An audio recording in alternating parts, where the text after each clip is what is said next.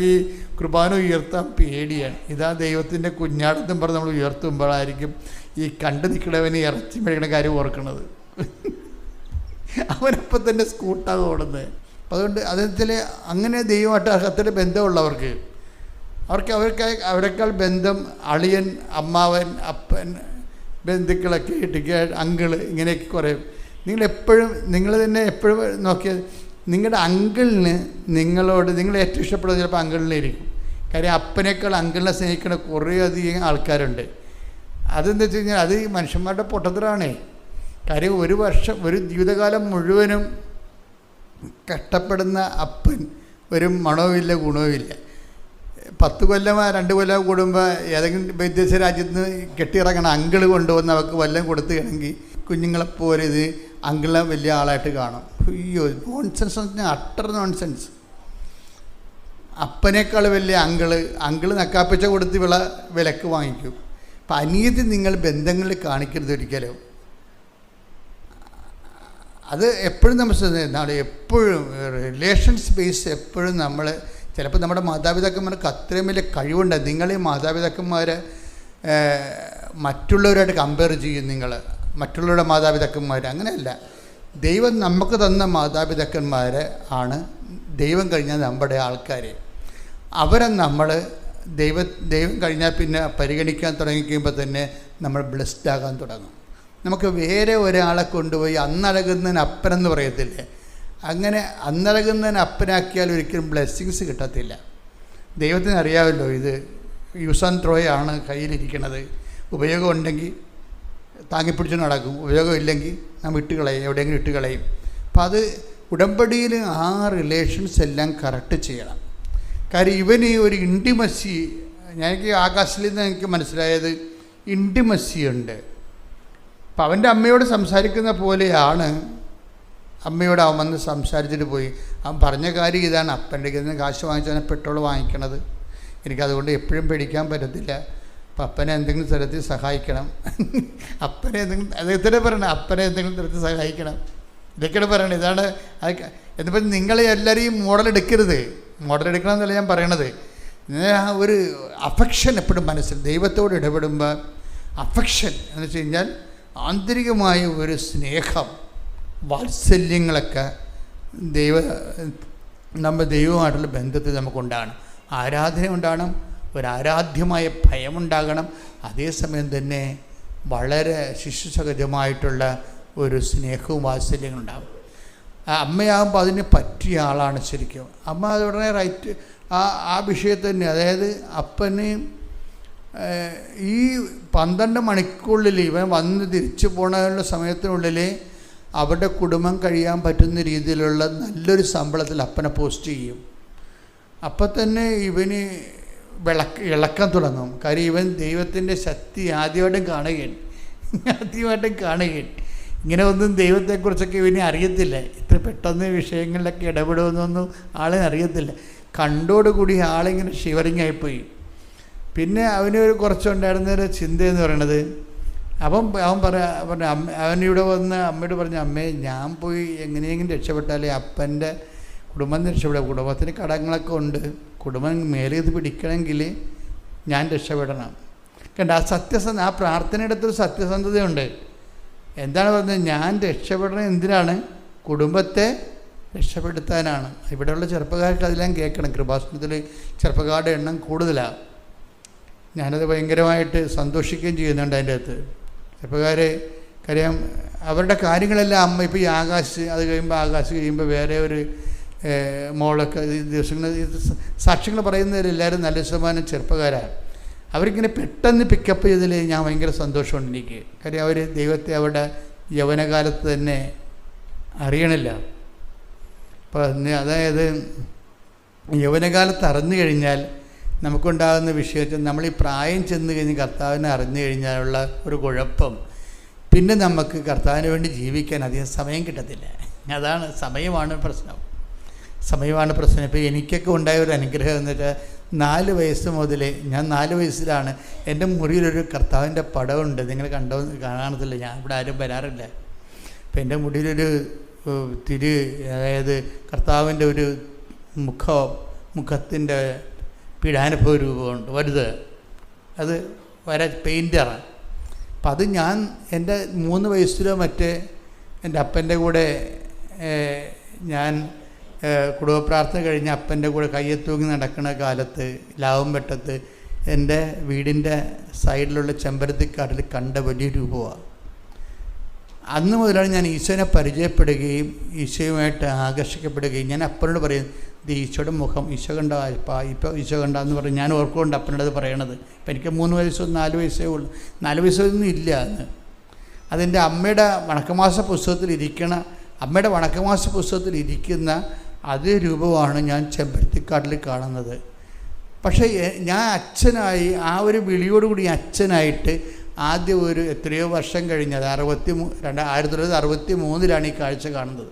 ഞാൻ 85 അച്ഛനായിട്ട് ഞാനൊരു പള്ളിയിൽ അപ്പോയിൻ്റഡ് ആയി.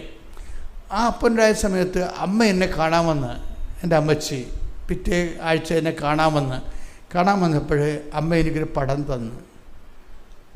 അപ്പോൾ ഞാൻ ഈ പടം ഇവിടെ നിന്ന് കിട്ടി ചോദിച്ചു. അപ്പം ഞാനൊരു മരിപ്പിന് വന്നപ്പോൾ എനിക്ക് തോന്നുന്നു നിനക്ക് തന്നിട്ട് പോകാമെന്ന്. അപ്പം ഞാൻ നോക്കിയപ്പോൾ എൻ്റെ പൗരോഹിത്യ ജീവിതം തുടങ്ങുകയാണ്.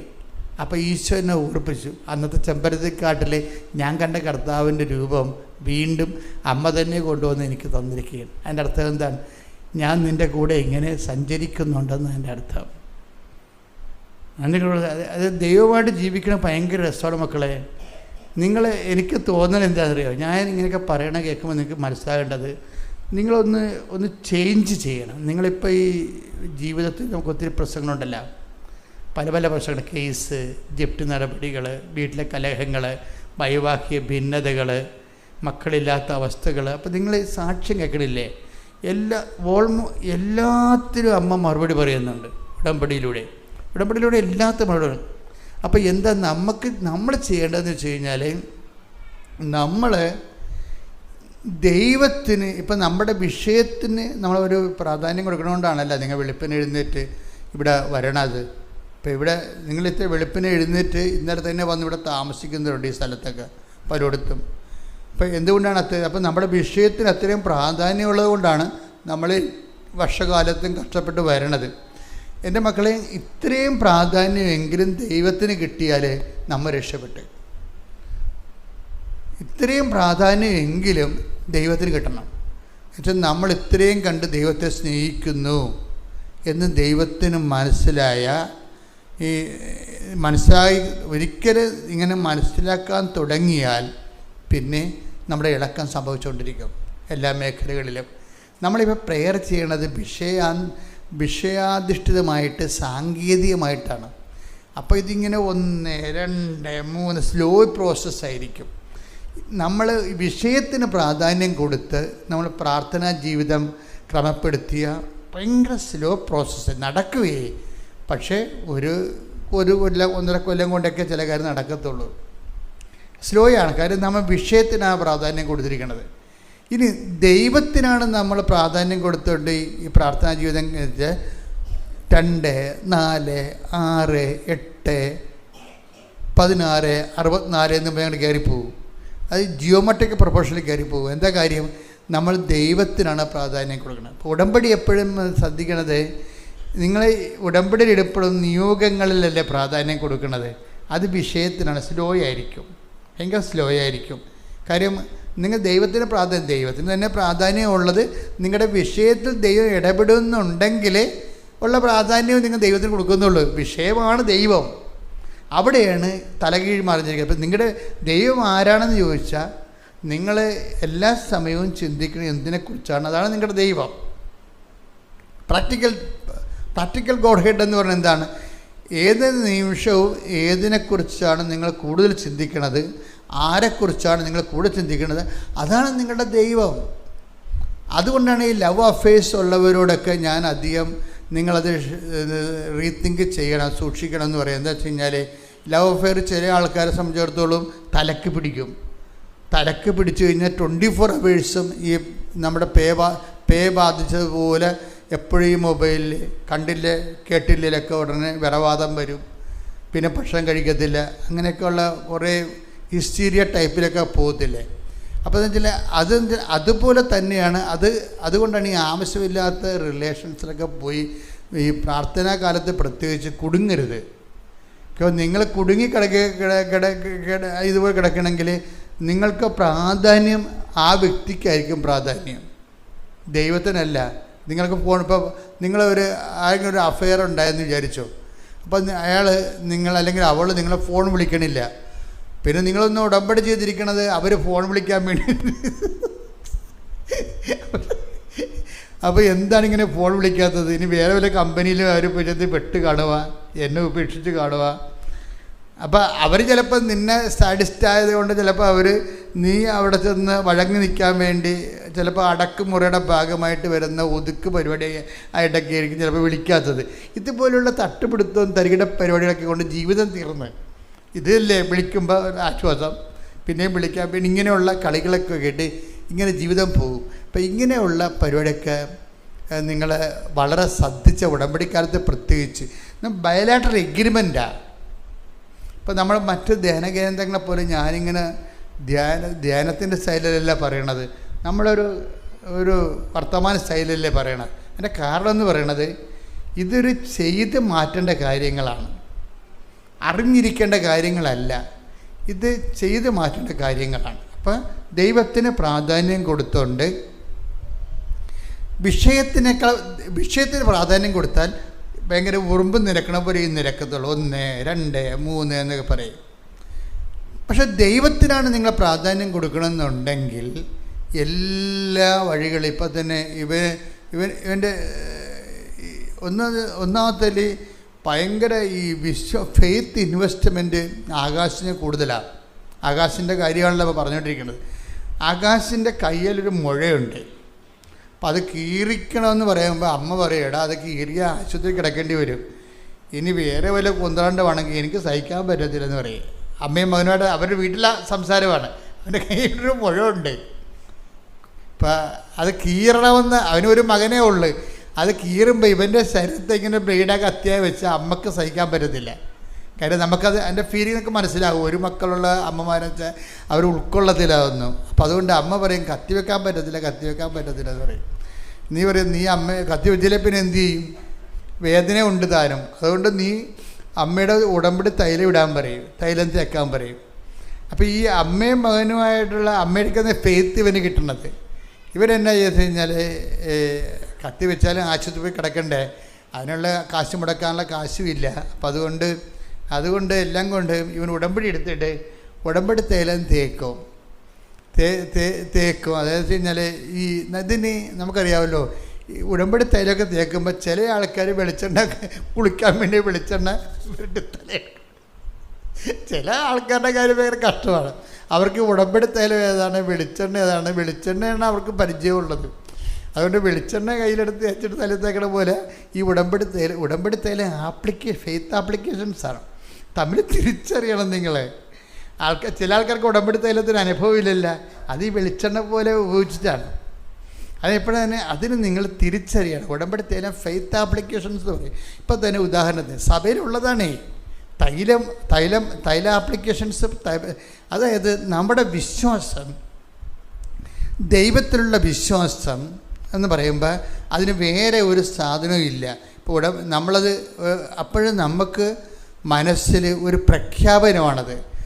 വിശ്വാസത്തിന് പ്രശ്നം, വിശ്വാസം ആക്ടിവേറ്റ് ആകണമെങ്കിൽ ഞാൻ നിങ്ങളോട് നേരത്തെ പറഞ്ഞിട്ടുണ്ട്, അതിന് ഒരു പ്രാർത്ഥന വഴി നമുക്ക് ആക്ടിവേറ്റ് ആകാൻ പറ്റും, പിന്നെ പ്രഖ്യാപനം വഴി ആക്ടിവേറ്റ് ആകാൻ പറ്റും ഫെയ്ത്തിനെ, പിന്നെ പ്രയോഗമുണ്ട്, പിന്നെ പ്രവചനമുണ്ട്. അങ്ങനെ വിശ്വാസം 3-4 നമുക്ക് ആകപ്പാടെ അറിയാവുന്നത് പ്രാർത്ഥനയല്ലേ മാത്രമല്ലേ ഉള്ളൂ. അതാണ് നമുക്ക് ഈ പ്രശ്നങ്ങൾ വരണത്. ഇപ്പം നിങ്ങൾ ഉടമ്പടി എടുത്താലും നിങ്ങൾ മാക്സിമം ടൈം എന്ത് ചെയ്യും, അതിൽ നിന്ന് പ്രാർത്ഥിക്കുമോ, ഇത്തിരി പ്രാർത്ഥനയല്ലേ ഉള്ളെന്ന് പറയും. എന്താണ്ട് ഉടമ്പടി ഇത്തിരി പ്രാർത്ഥനയല്ലേ ഉള്ളു, ഒരു പ്രത്യക്ഷയുടെ പ്രാർത്ഥന. അതാണ് എൻ്റെ ക്രക്സ് എന്ന് പറഞ്ഞാൽ അതാണ്, ആ പ്രത്യക്ഷയുടെ പ്രാർത്ഥനയാണ്. പ്രത്യക്ഷ പ്രാർത്ഥനയ്ക്ക് ഓൺ ചെയ്യണം. ഞങ്ങൾ പ്രാർത്ഥിക്കുമ്പോൾ ആ പ്രത്യക്ഷീകരണം സഭ പഠിക്കാൻ വേണ്ടിയും ലോകം മുഴുവൻ പ്രചരിപ്പിക്കാനല്ലേ പ്രശ്നം. അതല്ല, ദുരന്തമുണ്ടാകാൻ പോണ്, പ്രാർത്ഥിക്കണമെന്ന് പറഞ്ഞിരിക്കുന്നതാണ് പ്രത്യക്ഷീകരണത്തിൻ്റെ സന്ദേശം. ഈ ഫാത്തിമയിലും ലൂർദിലും വേളാങ്കണ്ണിലും ഒന്നും സന്ദേശം ഇത്രയില്ല. മജ്ജിക്കോറയെ പോലെ ഇത്രയും സന്ദേശമില്ല. ഇത് ഭയങ്കര സീരിയസ് വിഷയമാണ്. കാര്യം ഒന്നാമത്തെ കളർ ഭയങ്കര പെശക് കളറാണ്, അന്ത്യകാലത്തിൻ്റെ കളറാണ്. പിന്നെ സമയഘടികാരം നെഞ്ചിൽ ചേർത്തിരിക്കണേ, സമയത്തിനെ കാണിക്കുന്നത് വളരെ 11 മണിക്കൂറിലേക്ക് ഇനി കുറച്ച് സമയം കൂടിയേ ഉള്ളൂ എന്ന് പറയുന്നു. 10:08 സൂചി കാണിക്കുന്നു. അപ്പം ഈ അവസാന കാലഘട്ടങ്ങളിലേക്ക് ജീവിക്കുമ്പോൾ ദുരന്തമുണ്ടാകാൻ പോണത്. അപ്പോൾ വരുന്ന ദുരന്തത്തിനെ പ്രതിരോധിക്കാൻ വേണ്ടി പ്രാർത്ഥിക്കണം. അപ്പോൾ ആ സന്ദേശത്തെ കൈമാറുന്നതിന് വേണ്ടിയാണ് ഈ പ്രത്യക്ഷീകരണ പ്രാർത്ഥന ചെല്ലണത്. അല്ലാതെ നിങ്ങളിങ്ങനെ എടുത്ത് രാവിലെ തന്നെ പ്രത്യക്ഷ പ്രാർത്ഥന എന്ന് പറഞ്ഞിട്ട് കുറേ സാധനം ചെല്ലിപ്പിടിക്കും. എന്താണെന്ന് അവർക്കറിയാൻ പാടില്ല, ചിലവർക്കറിയാൻ പാടില്ല. അവിടെ എഴുതി കിടക്കണ വായിക്കുക, എന്താണ് പ്രത്യക്ഷീകരണം, ആരാണ് ആ പോയി, എന്താ ഒന്നും അറിയാൻ വെറുതെ കാച്ചു വിടുകയാണ്. അതല്ല, അത് ഓൺ ചെയ്യണം. പ്രത്യക്ഷീകരണം ദൈവം ചെയ്ത കാര്യമില്ലേ? നിങ്ങൾക്ക് തോന്നുന്നുണ്ടോ കൃപാസനത്തിൽ പ്രത്യക്ഷപ്പെട്ട അമ്മ ഇത് ഇങ്ങനെ പ്രത്യക്ഷപ്പെടണമെങ്കിൽ എനിക്ക് എൻ്റെ മനസ്സിൽ പരിശുദ്ധാത്മ പറഞ്ഞിരിക്കുന്നത് അപ്പായോട് പറഞ്ഞിട്ടാണ് ഇതെല്ലാം സംഭവിച്ചിരിക്കുന്നത്. അപ്പായും ഈശോയും തമ്മിലുള്ള ഡിസ്കഷൻ്റെ വെളിച്ചത്തിലാണ് ഈ കൃപാസനത്തിൽ പ്രത്യക്ഷീകരണം നടന്നിരിക്കുന്നത്. അല്ലെങ്കിൽ ഇത്രയും വെറൈറ്റി ആയിട്ടുള്ള കാര്യങ്ങൾ വരേണ്ട കാര്യമില്ല. സിമ്പിളായിട്ടുള്ള സംഭവം, ആരുടെയെങ്കിലും ഇങ്ങനെ പാല് കൊടുക്കുന്നു, അല്ലെങ്കിൽ അതുപോലെ തന്നെ ബാലിനെ കാല് സുഖപ്പെടുന്നു, അങ്ങനെയുള്ള സിമ്പിളല്ല വിഷയം. അല്ലെങ്കിൽ ജപമാല കൊടുക്കുന്നു, അല്ലെങ്കിൽ അമലോത്ഭവമാണെന്ന് പറയുന്നു, അതുപോലെ ഒരു സിമ്പിൾ വിഷയമല്ല ഇത്. ഇത് ലോകത്തെ മുഴുവനും ബാധിക്കുന്നൊരു വിഷയമാണ്, ബാധിക്കുന്ന വിഷയമാണ്. ഇപ്പം നമ്മളിപ്പോൾ വന്നുകൊണ്ടിരിക്കുന്ന എല്ലാ വിഷയങ്ങൾക്കും അതുകൊണ്ടാണ് നമ്മൾ പ്രത്യക്ഷ പ്രാർത്ഥനയിൽ പ്രകൃതിയുടെ സംരക്ഷണത്തിന് വേണ്ടി പ്രപഞ്ച പ്രകൃതിയെ മാതാവിനെ ഏൽപ്പിക്കാൻ പറയേണ്ട കാര്യം അതാണ്. അത് പോപ്പ് ചെയ്യേണ്ട കാര്യമാണ്. പ്രപഞ്ച പ്രകൃതിയെ, അല്ലാതെ നിങ്ങളെ പ്രത്യക്ഷീകരണം സഭ ഏറ്റെടുത്തിട്ട് അതിൻ്റെ പേരിൽ പുതിയ കാശ് അടിച്ചിറക്കാനല്ല. അതിൻ്റെ പേരിൽ ജനങ്ങളെ പ്രാർത്ഥിച്ച് അനുഭവങ്ങൾ ഉണ്ടാകുക എന്ന് മാത്രമല്ല ഉദ്ദേശം. ഈ പ്രപഞ്ച പ്രകൃതിയെ മുഴുവനും ഭൂസ്വർഗങ്ങളുടെ രാജ്ഞിയായ പരിശുദ്ധ അമ്മയ്ക്ക് സഭ പ്രതിഷ്ഠിക്കണം. കാര്യം ഈ സഭ പ്രതിഷ്ഠിക്കുന്നതോടു കൂടിയാണ് മാതാവിനെ ഇപ്പം ഇതാ നിൻ്റെ മകൻ എന്ന് പറയുമ്പോൾ ഈ മനുഷ്യനും മനുഷ്യനോട് ബന്ധപ്പെട്ട് ബാധിക്കുന്ന എല്ലാ വിഷയങ്ങളും ഈ ഇതാ നിൻ്റെ മകനെന്ന് പറയുന്ന ആ കുരിശിലെ അവസാന വചനങ്ങളിലുണ്ട്. ഈ അമ്മയ്ക്കാണ് അത് ഏൽപ്പിച്ചിരിക്കുന്നത്. ഈ അമ്മയ്ക്ക് എന്താണ്, ഈശോ കുരിശിൽ നിന്ന് രക്തപങ്കലിനായി നിൽക്കുന്ന സമയത്ത്, മരണശ്വാസം വലിക്കുന്ന സമയത്തുള്ള ഏറ്റവും പ്രധാനപ്പെട്ട കാര്യമല്ലേ അവസാന നിമിഷം പറയണത്. ഇപ്പം നമ്മുടെ അപ്പന്മാർ മരിക്കാന്നായാലും അമ്മമാർ മരിക്കാന്നായാലും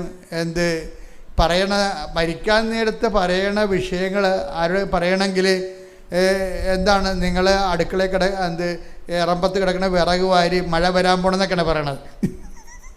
അമ്മ മരിക്കാൻ പോവുകയാണ്. അപ്പം അമ്മക്ക് എന്തോ പറയാറുണ്ട്, ചെല്ല് മക്കളെല്ലാം വിളിക്കുന്നുണ്ട്. അപ്പോൾ അമ്മ ചെല്ലുമ്പോൾ മക്കളെ മഴ വരാൻ പോണ വിറക് വാരി ചാർത്തിലിട്ടേക്കാൻ പറ. അങ്ങനെയുള്ള നിസ്സാര കാര്യങ്ങളൊക്കെ ഓരോരു മരിക്കാൻ നേരത്ത് പറയുക ഇല്ല. വളരെ സീരിയസ് കാര്യങ്ങളെ മരിക്കാൻ നേരത്തെ പറയത്തുള്ളൂ. അതാണ് പറയണത്. എന്താണ്, ഇതാ നിൻ്റെ മകൻ. മനുഷ്യരാശിയെ അമ്മയ്ക്ക് ഏൽപ്പിച്ചിരിക്കുകയാണ്. അപ്പം മനുഷ്യരാശിയെ അമ്മയ്ക്ക് ഏൽപ്പിക്കുമ്പോൾ മനുഷ്യനും അവനെ സപ്പോർട്ട് ചെയ്ത് നിൽക്കുന്ന ജീവജാലങ്ങളും വെജിറ്റേഷൻ മുഴുവനും പ്രകൃതിയും എല്ലാം അമ്മയ്ക്ക് ഏൽപ്പിച്ചിരിക്കുകയാണ്. അതാണ് പ്രപഞ്ച പ്രകൃതിയുടെ മാതാവെന്ന് പറയണത്. മനുഷ്യനെ ഏൽപ്പിച്ചിരിക്കുകയാണ് യോഹന്നാനിലൂടെ. നമ്മൾ പറയണത് വിശ്വാസിയെ ഏൽപ്പിച്ചു, ശിഷ്യനെ ഏൽപ്പിച്ചു എന്നൊക്കെയാണ് പറയണത്. പക്ഷേ സത്യം എന്താണ്, അവിടെ ഏൽപ്പിച്ചിരിക്കുന്നത് മനുഷ്യനും മനുഷ്യനോട് ബന്ധപ്പെട്ട എല്ലാ ഇൻഫ്രാസ്ട്രക്ചേഴ്സും ഇനി അമ്മയാണ് നോക്കേണ്ടത്. അപ്പം തന്നെ ഇവർ ഭൂസ്വലോക രാജ്ഞിയായി മകൻ മുടി ധരിപ്പിക്കപ്പെട്ടു കഴിഞ്ഞു. കർത്താവിൻ്റെ രക്തസാക്ഷിത്വത്തിൻ്റെ ഫലം അമ്മയുടെ രാജ്യത്തെ തിരുനാളാണ്. കർത്താവിൻ്റെ രക്തസാക്ഷിത്വത്തിൻ്റെ ഫലം എന്താണ്? അതിൽ ഒരു ഫലമെന്ന് പറയണത് അമ്മയുടെ രാജ്ഞി പദമാണ്. എല്ലാം അമ്മയുടെ അധികാരത്തിലേക്ക് കൊണ്ടുവരികയാണ്. അതുകൊണ്ട് തന്നെയാണ് പ്രപഞ്ചം ഭൂമിക്ക് ചൂട് പിടിക്കുന്നു, ഭൂമി പനിക്കുന്നു, എന്നൊക്കെ പറയുമ്പോൾ ക്ലൈമറ്റ് ചേഞ്ച് വരാൻ പോകണമെന്നൊക്കെ പറയുമ്പോൾ ട്രംപ് എന്താ പറഞ്ഞത്? ക്ലൈമറ്റ് ചേഞ്ചുകാർ കുറേ നുണ പറഞ്ഞുകൊണ്ട് ആൾക്കാരെ പറ്റിക്കുന്നുണ്ട്. ഇനി അമേരിക്കയുടെ 5 പൈസ ക്ലൈമറ്റ് ചേഞ്ചുകാർക്ക് കൊടുക്കരുത്. എനിക്കിഷ്ടപ്പെട്ടായിരുന്നു ട്രംപിൻ്റെ ആദ്യ സ്റ്റേറ്റ്മെൻറ്റ് അതാണ്. ഇനി ക്ലൈമറ്റ് ചേഞ്ച് എന്ന് പറഞ്ഞ് നാട്ടുകാരെ പറ്റിക്കണം. ലക്ഷക്കണക്കിന് കോടി രൂപ 23% പണം അമേരിക്കയുടേതാണ്. ഇവരിട്ടുണ്ട് ഓരോരോ കാര്യങ്ങൾ പറഞ്ഞ് ആൾക്കാരെ പേടിപ്പിക്കാൻ വേണ്ടി ഉപയോഗിക്കുന്ന ശാസ്ത്രജ്ഞന്മാരുടെ വേഷം കെട്ടിക്കൊണ്ട് ഇനി അമേരിക്കയിൽ നിന്ന് 5 പൈസ കിട്ടത്തില്ലെന്ന് പറയും. പക്ഷേ ഞാനത് കേട്ടപ്പോൾ എനിക്ക് സന്തോഷം തോന്നിയതിൻ്റെ കാരണം ഈ ക്ലൈമറ്റിൻ്റെ അകത്ത് ചെറിയ ചേഞ്ച് വരുന്നുണ്ട്. ഈ പറയണ പോലെയുള്ള ആൾക്കാരെ പേടിപ്പിക്കേണ്ട കാര്യമില്ല. പേടിപ്പിച്ചുകൊണ്ട് പ്രത്യേകിച്ച് കാര്യമൊന്നുമില്ലല്ലോ. ശാസ്ത്രജ്ഞന്മാരും രാഷ്ട്രങ്ങളും ബുദ്ധിയും ബോധമുള്ളവർ അതിൻ്റെ നടപടി ചെയ്യണം. ആൾക്കാരെ എന്തിനാ പേടിപ്പിക്കണം? അപ്പോൾ അത് കറക്റ്റാണ് ആ പോയിൻ്റ്. പക്ഷേ ഇത് ശാസ്ത്രത്തിൻ്റെ കയ്യിൽ നിൽക്കുമോ? ഈ സംഭവം നിൽക്കത്തില്ല. ഇത് ഏൽപ്പിച്ച ഒരാളുണ്ട്. ആ ആളിന് ഈ പ്രപഞ്ചത്തിൻ്റെ പ്രകൃതിയെ സഭ സമർപ്പിക്കണം. അത് നിങ്ങളുടെ കുടുംബം തൊട്ടും മക്കളെ തൊട്ടും. ഇപ്പം നിങ്ങളുടെ മക്കളെ കഞ്ചാവാണ്, അല്ലെങ്കിൽ നിങ്ങളുടെ മക്കളെ പോലീസ് പിടിച്ചു, അല്ലെങ്കിൽ നിങ്ങളുടെ ഇടയ്ക്കിടെ കള്ളക്കേസ് കൊടുത്തു. എന്താണ് ഇത് ഏൽപ്പിച്ചിരിക്കുന്നത്? ആരെയാണ്? മറിയത്തിനാണ് ഏൽപ്പിച്ചിരിക്കുന്നത്. ഇതാ നിൻ്റെ മകൻ. അതാണ് സംഭവം. അപ്പം നിങ്ങൾക്ക് ഇപ്പം നിങ്ങളുടെ ഭർത്താവ് വേറെ സ്ത്രീകളോട് പെരുമാറുന്നതായിട്ടൊക്കെ തോന്നി ഇപ്പം നിങ്ങൾക്ക് സഹിക്കാൻ പറ്റണില്ല. ഏൽപ്പിക്കേണ്ടത് ആരെയും? ഇതാ നിൻ്റെ മകൻ. മറിയത്തെയാണ് ഏൽപ്പിക്കേണ്ടത്. ഈ മറിയത്തെ ഏൽപ്പിക്കുമ്പോൾ നാക്ക് കൊണ്ട് ഏൽപ്പിച്ചിട്ട് കാര്യമില്ല. ദൈവം ഏക്കത്തില്ല. ഇപ്പം നിങ്ങൾ പറയും പ്രത്യക്ഷ പ്രാർത്ഥനയല്ലേ ഉള്ളു ഇതിൻ്റെ അകത്ത്, അത് ഇത്രയല്ലേ ഉള്ളു, എന്നാൽ അതുകൊണ്ട് 100 ചെല്ലാമെന്ന് പറയും. ചെടുത്തി പട കാര്യം ഭയങ്കര കട്ടാടേ.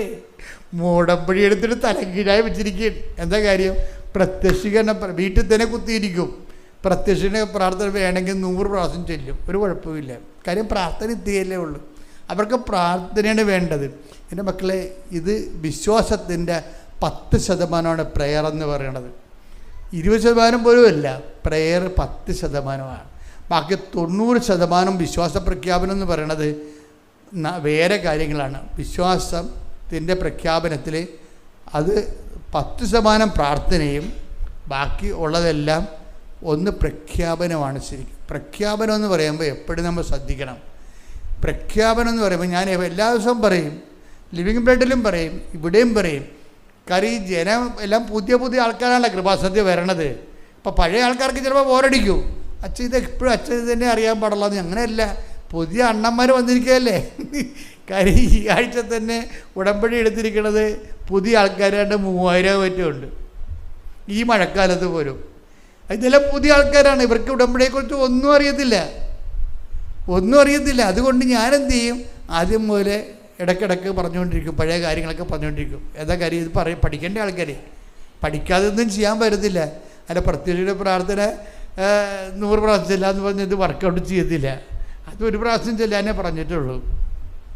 ചിലരത് 33 ആക്കും. വേറെ അങ്ങോട്ടൊന്ന് കിട്ടി 33 അത് എടുത്ത് കൊണ്ടുവന്ന് എവിടുന്നാണേ കർത്താവിൻ്റെ വയസ്സ് 33 അല്ലേ എന്ന് പറഞ്ഞുകൊണ്ടത്. നിങ്ങളിനിയിപ്പോൾ ആദത്തിൻ്റെ വയസ്സ് 120, ഇനി 120 ചെല്ലിക്കും. വയസ്സ് വെച്ച് ചെല്ലണമാണ് ഇതൊക്കെ. 2 വികടന്മാർ ഇറക്കി വിട്ട സാധനമാണിത്. ആ സാധനം എടുത്ത് ഇതിൻ്റെ അകത്ത് കയറ്റും. ഇതിൻ്റെ അകത്തൊന്നും ഇതുമായിട്ടൊരു ബന്ധമില്ല. നിങ്ങൾ പറഞ്ഞിരിക്കേണ്ട പ്രത്യക്ഷ പ്രാർത്ഥന ഒറ്റ പ്രാവശ്യം ഓവർ ചെല്ലുമ്പോൾ വെടിപ്പായിട്ട് ചെല്ലണം. ദൈവത്തിന് തോന്നണം. ശ്രദ്ധിക്കട്ടെ. Hallelujah, hallelujah, hallelujah, hallelujah. കൈകളെ ഉയർത്തണമേ. ബലഹീനതകളെ അതിജീവിക്കുവാൻ അങ്ങയുടെ മക്കളെ ശക്തിപ്പെടുത്തണമേ. ഞങ്ങളുടെ മക്കളെ വഴിതെറ്റി പോകുന്നവരെ, ഞങ്ങളുടെ കുടുംബങ്ങളെ സമാധാനം നഷ്ടപ്പെടുന്നവരെ, ജീവിതത്തിന്റെ അനുദിന ജീവിതത്തിന്റെ മാർഗമില്ലാതെ വലയുന്നവരെ ചെയ്യണമെന്ന് ഉറപ്പില്ലാതെ ഉഴലുന്നവരെ ഈ നിമിഷം വഴിയും സത്യവും ജീവനുമായ യേശുവിന്റെ നാമത്തിലെ പ്രാപിക്കട്ടെ. യേശുവിന്റെ നാമത്തിലെ സൗഖ്യപ്പെടട്ടെ. യേശുവിന്റെ നാമത്തിലെ ശക്തിപ്പെടട്ടെ. ഓൺലൈനിൽ പ്രാർത്ഥിക്കുന്നവരും ഇവിടെ തീർത്ഥാടനത്തിൽ പ്രാർത്ഥിക്കുന്നവരും നിൻ്റെ കൈകളെ നിരോഗാവസ്ഥയിലേക്ക് സമർപ്പിച്ച് പ്രാർത്ഥിക്കാവുന്ന രോഗാതുരമായ സ്ഥലങ്ങളിൽ കഴുത്തിലായാലും ഹൃദയത്തിലായാലും കരളിലായാലും ഉദരത്തിലായാലും എവിടെയാണ് എൻ്റെ ദൈവവേദന നിനക്ക് വേദനയുള്ളത് അവിടെ കർത്താവ് നിന്നെ സ്പർശിക്കുന്ന സമയമാണ്. അമ്മമാതാവ് കാനായിൽ എന്നതുപോലെ അവർക്ക് വീഞ്ഞില്ല, അവർക്ക് സൗഖ്യമില്ല, അവർക്ക് രോഗമാണെന്ന് പറഞ്ഞ് നിനക്ക് വേണ്ടി മധ്യസ്ഥം വഹിക്കുന്ന ആൾത്താരയിലാണ് നീ, ആൾത്താരുടെ മുമ്പിലാണ് നീ നിൽക്കുന്നത്. ദൈവമാണ് നിന്നെ ഇവിടെ കൊണ്ടുവന്നത്.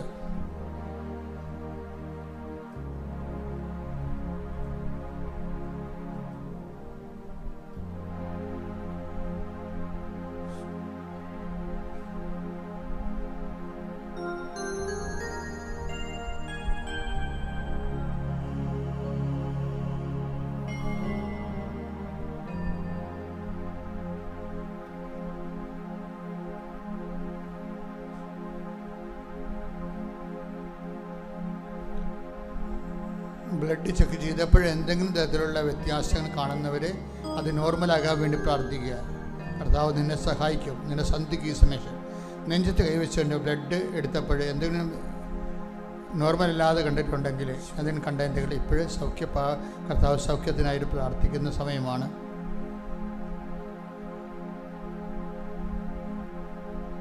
മുടി കൊഴിയുന്നവരെ, ചുണ്ടയിൽ ശരീരത്തിലും പാണ്ട് വരുന്നവരെ അതെല്ലാം സമർപ്പിച്ച് പ്രാർത്ഥിക്കുന്നു. അലർജി രോഗികളെ സംബന്ധിച്ച് പ്രാർത്ഥിക്കുന്നു. കൈകാലുകൾ നീതി കെട്ടുന്നവരെ, ഉറങ്ങി എഴുന്നേൽക്കുമ്പോൾ തന്നെ ഇയർ ബാലൻസ് പോകുന്നവരെ, അവിടെ ഇവിടെയും കഷത്തും മുഴയും കുരുവൊക്കെ രൂപപ്പെട്ട് വരുന്നവരെ സമർപ്പിച്ച് പ്രാർത്ഥിക്കുന്നു. അറിയാതെ ബ്ലഡ് പോകുന്നവരും ദിവസങ്ങളോളം ബ്ലീഡിങ് നിൽക്കുന്നവരും അത് പൂർണ്ണമായ സൗഖ്യത്തിനായി പ്രാർത്ഥിക്കുന്നു. വല്ലാത്ത ശരീരവേദന, എപ്പോഴും ഉദരത്തിൽ കുത്തി വേദനയുള്ളവരെ സമർപ്പിച്ച് പ്രാർത്ഥിക്കുന്നു. മക്കളില്ലാത്തവരെ സമർപ്പിച്ച് പ്രാർത്ഥിക്കുന്നു. പഞ്ചേന്ദ്രിയങ്ങൾ, കണ്ണ്, കാത്, മൂക്ക്, ഇതെല്ലാം പലതരത്തിൽ കാഴ്ചക്കുറവുള്ളവർ, കേൾവിക്കുറവുള്ളവർ, മൂക്കിൽ ദശ വളരുന്നവർ സമർപ്പിച്ച് പ്രാർത്ഥിക്കും. കർത്താവ് നിന്നെ സ്പർശിക്കുന്ന സമയമാണിത്. അടിപ്പിണർ പോലെ വൈദ്യാഘാതം ദൈവികമായ ശക്തി പരിശുദ്ധ പ്രത്യക്ഷപ്പെട്ട ദൈവികമായ നിമിഷങ്ങളിൽ സന്നിധാനത്തിൽ നിന്നുകൊണ്ട് അമ്മ നിനക്ക് വേണ്ടി മധ്യസ്ഥിക്കുന്നു. യേശുവിൻ്റെ നാമത്തിൽ സൗഖ്യപ്പെടുന്നത് ശ്രുതികട്ടെ. Hallelujah, hallelujah, hallelujah, hallelujah, hallelujah.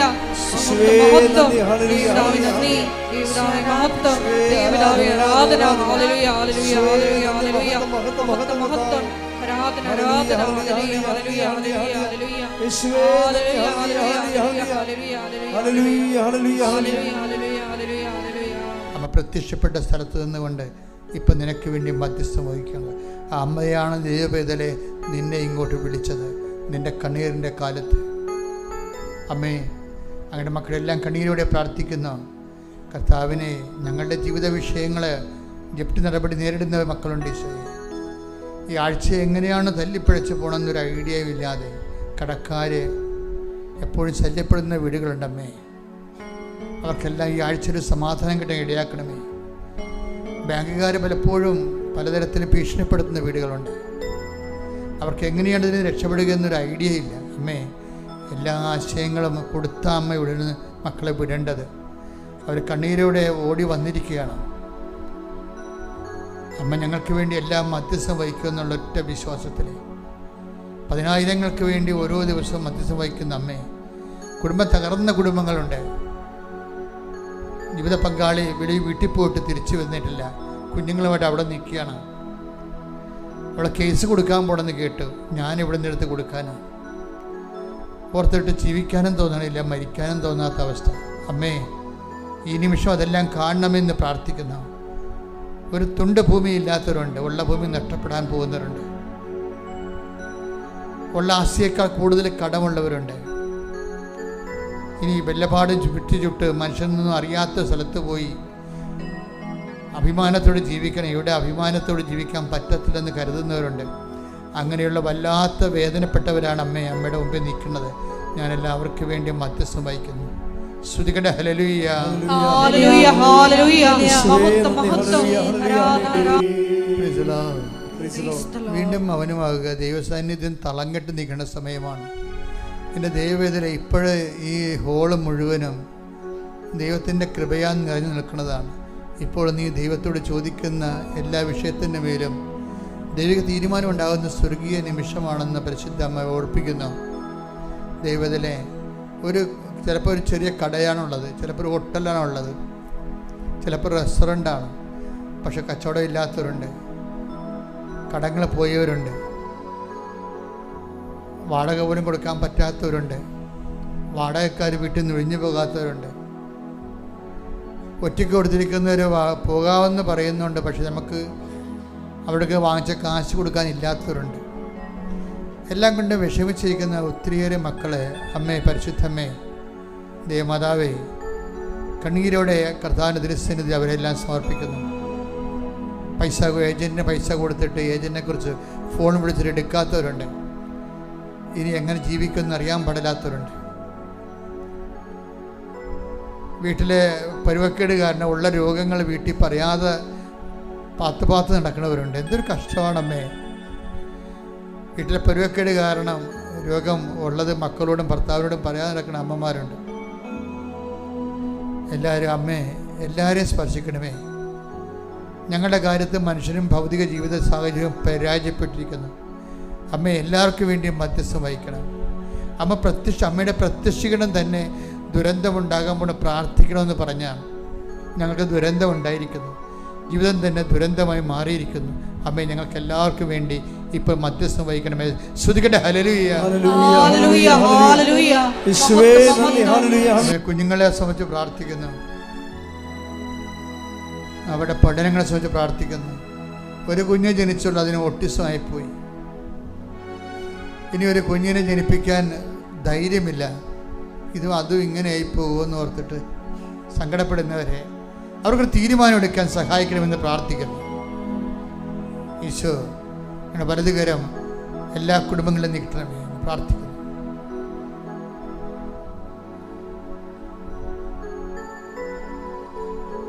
കേസുള്ളവരെ,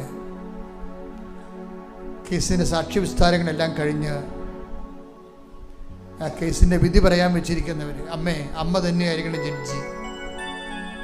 അങ്ങയുടെ മക്കളെ ഇനി കണ്ണീര് കുടിക്കാനുള്ള വിധി ഉണ്ടാകാതിരിക്കാൻ വിധി പറയാൻ വെച്ചിരിക്കുന്ന എല്ലാം, കേസ് നടന്നുകൊണ്ടിരിക്കുന്ന എല്ലാ വ്യവഹാരങ്ങളും പരിശുദ്ധമ്മയുടെ മധ്യസ്ഥതയിൽ ഈശോയ്ക്ക് ഏൽപ്പിക്കുന്നു. വിസ നഷ്ടപ്പെട്ടവരുണ്ട്, വിസ പുതുക്കി കിട്ടാത്തവരുണ്ട്, അനധികൃതമായി താമസിച്ചിട്ട് ഗവൺമെൻറ് ഒഴിഞ്ഞു പോകാൻ പറഞ്ഞിരിക്കുന്നവരുണ്ട്. അവരെവിടെ പോകാനാണ്? അവിടെ കുഞ്ഞുങ്ങളെല്ലാം അവിടെ പഠിക്കുകയാണ്. അവർക്കൊരു ഒരിടവും പരിടവും ഇല്ലാതെ അവർ നട്ടം തിരികെയാണ്. അവരെല്ലാം അമ്മ സ്പർശിക്കാൻ പ്രാർത്ഥിക്കുന്നു. വഴിമുട്ടിപ്പോയ മക്കള് അവരെല്ലാം സ്പർശിക്കണം. ഭാഗോടമ്പടി എല്ലാം കഴിഞ്ഞപ്പോൾ എല്ലാം കൈകാര്യം ചെയ്ത് എല്ലാവർക്കും വേണ്ടി എല്ലാം കൈകാര്യം ചെയ്തപ്പോൾ ഇനിയിപ്പോൾ ജീവിക്കാനായപ്പോൾ മക്കളും ഭാര്യയുമായിട്ട് ജീവിക്കാനായപ്പോൾ ഒന്നുമില്ലാതെ വന്ന അവസ്ഥയിലും ഒരു പണിയും ചെയ്യാത്തവർക്കൊക്കെ അവിടെ ഓഹരിയും കിട്ടി. അവർക്ക് മുടക്കുമില്ല, അവരെ രക്ഷപ്പെട്ടു. ഇനി എൻ്റെ അവകാശവും എൻ്റെ ഓഹരിയും എൻ്റെ കർത്താവാണ്.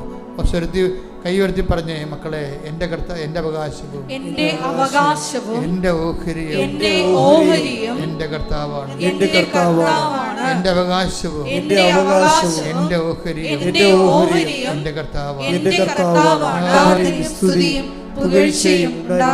വീണ്ടും കണ്ണുകൾ അടച്ച് കൈകൾ നെഞ്ചത്ത് വെച്ച് മൗനമായി കർത്താവിനെ ഓർത്ത് സമർപ്പിതരാകാം.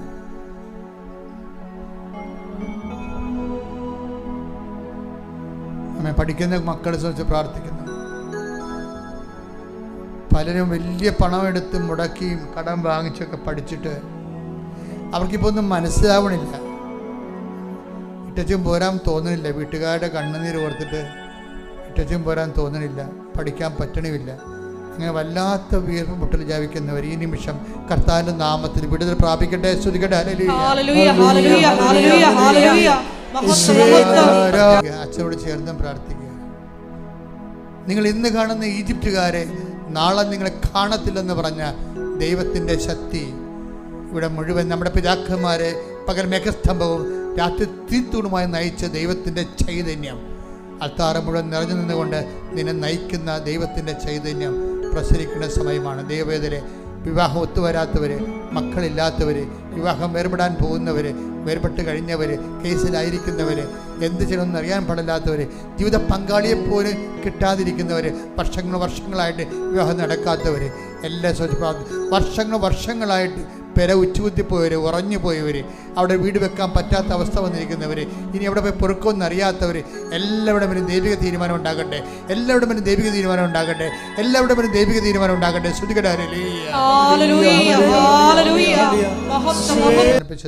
ഞാൻ ഈ ദിവസം ഇങ്ങനെ വൈദികരുടെ ധ്യാനത്തിൽ പോയായിരുന്നു.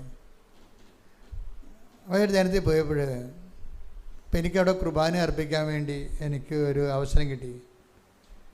അപ്പോൾ ഞാനത് രാവിലെ പ്രാർത്ഥിച്ചു, വെളുപ്പിനെ എഴുന്നേറ്റ് പ്രാർത്ഥിച്ചു, അച്ഛന്മാരോട് അച്ഛന്മാരുടെ ധ്യാനമാണ്, അച്ഛന്മാരോട് എന്താ സംസാരിക്കണമെന്ന് അറിയാൻ പാടില്ല, ഈശോയോട് ചോദിച്ചുകൊണ്ടിരിക്കുകയായിരുന്നു. അപ്പോൾ എന്നോട് പറഞ്ഞത്,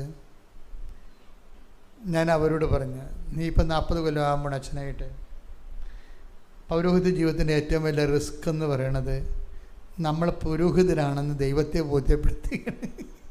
നിങ്ങളൊക്കെ പെട്ടെന്ന് ബോധ്യപ്പെടുത്താൻ കഴിയും. ഒന്ന് ചിരിച്ച് കാണിച്ച് കൈവച്ചൊക്കെ പ്രാർത്ഥിക്കുമ്പോൾ നിങ്ങൾ നല്ല അച്ഛനാണെന്ന് പറയും. നിങ്ങൾ എത്രയോ പേരെ നല്ല അച്ഛനാണെന്ന് പറഞ്ഞിരിക്കുന്നത്. പക്ഷേ ഏറ്റവും വലിയ പ്രോബ്ലം ഉള്ളത് ദൈവത്തെ ഞാൻ പുരോഹിതനാണെന്ന് ബോധ്യപ്പെടുത്താൻ വലിയ പ്രശ്നമാണ്. ഈ റിസ്ക് എല്ലാവർക്കും തന്നെ വരുന്നുണ്ട്.